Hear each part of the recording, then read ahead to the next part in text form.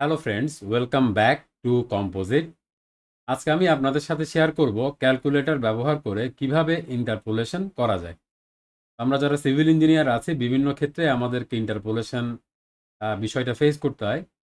তো ধরেন আমি এখানে উইন্ড লোড ক্যালকুলেশনের ক্ষেত্রে এই যে লিওয়ার্ড ওয়ালের জন্য যে কোএফিসিয়েন্টগুলো দেওয়া আছে, যেমন ধরেন এখানে 0 থেকে 1 হলে -0.5 এবং 2 হলে -0.3, বাট মাঝখানের কোনো ভ্যালু ধরেন 1.1, 1.2, 1.3, এভাবে 1.9 পর্যন্ত যদি যে কোনো ভ্যালু হয়, তাহলে এখানে সিপি এর ভ্যালুটা কি হবে সেটা কিন্তু কোডে ডাইরেক্টলি বলে দেয় নাই।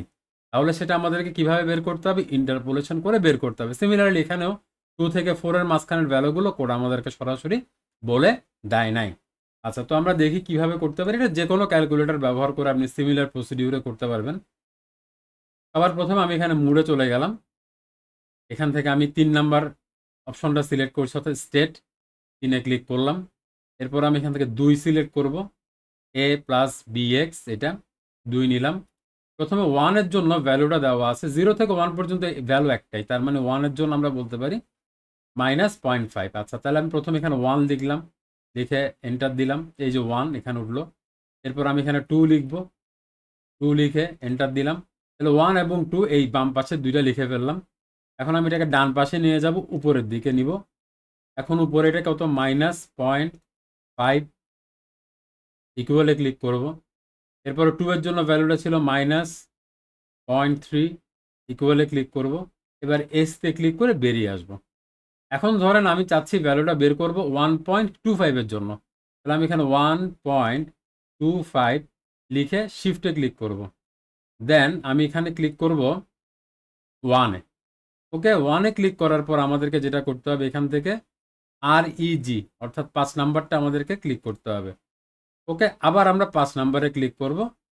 এখন আমরা ইকুয়াল দিব।